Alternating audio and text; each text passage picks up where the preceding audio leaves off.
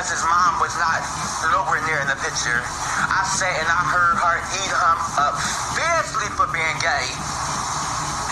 I was sitting next to him while she was on the phone eating him for living in his truth.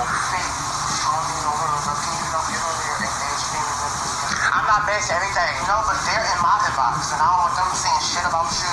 Nobody can say anything about me because they wasn't getting beat the fuck up for the shit that he was going through. I was.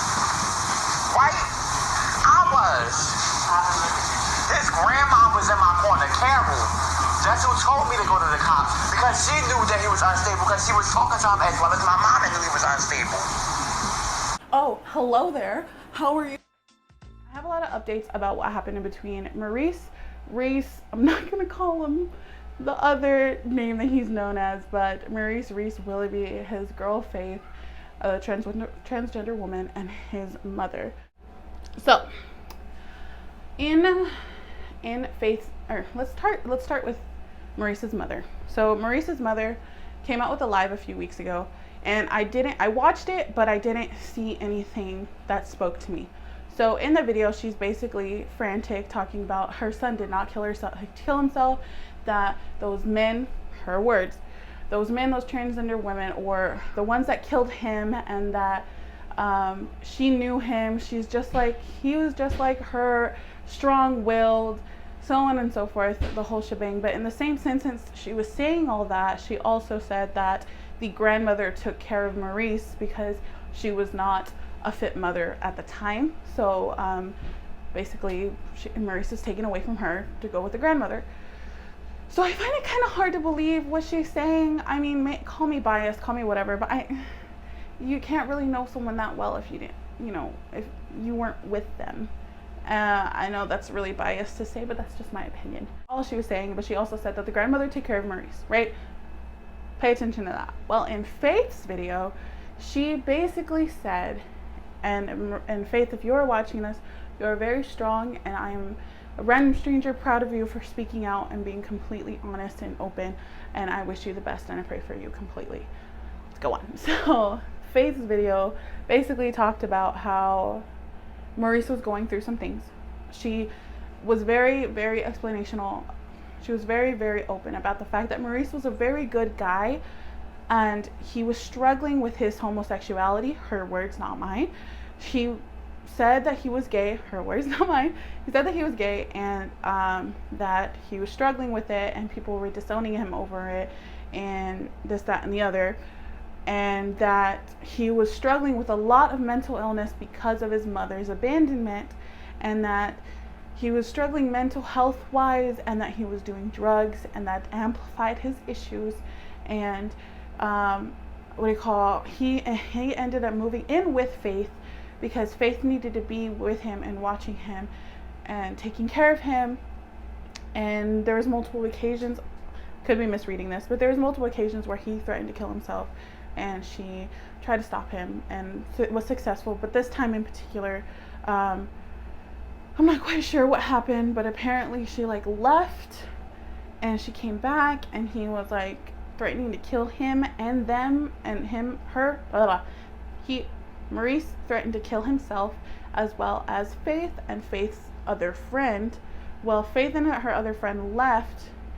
I'm not quite sure on what terms, but then Maurice killed himself by taking her words were, by taking a bunch of pills till he couldn't anymore, and then he just, he overdosed and passed away, unfortunately. So what she's saying is basically, she knew he needed help. The grandmother knew he needed help. Everybody around him that cared for him and loved for him and understood his situation knew he needed help. Faith talked to cops about him being abusive and about him needing help, that Faith never wanted Maurice to go to jail, that Faith wanted Maurice to get help. And in the long run, it just didn't happen. So I have a lot of things to say about that. I've been in a situation where someone had mental illness and they did drugs and it amplified it.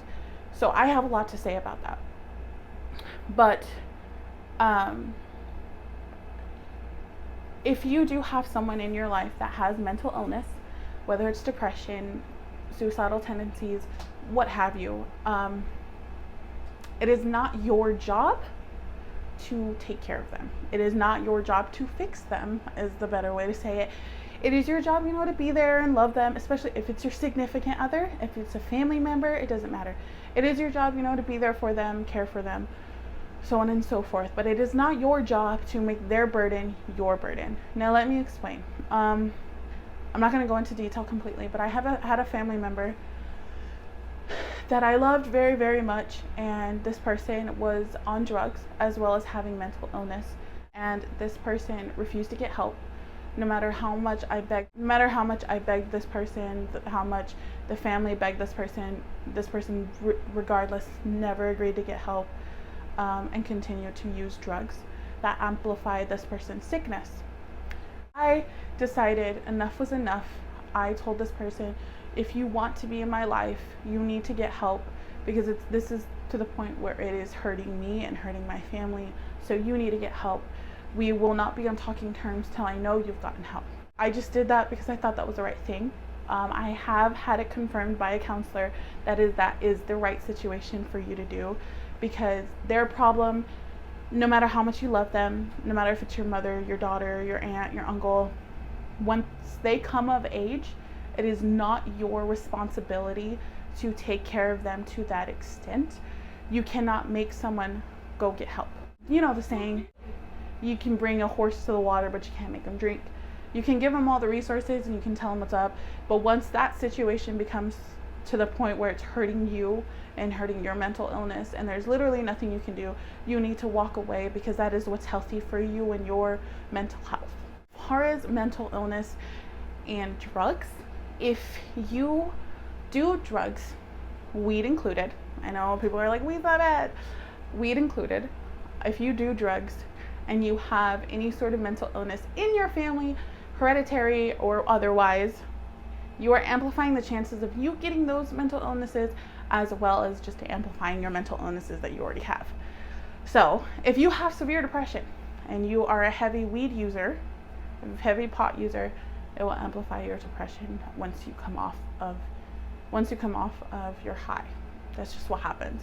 That's the chemical imbalance, all that business. That's just what happens. Also, for example, this is Dr. Phil's words.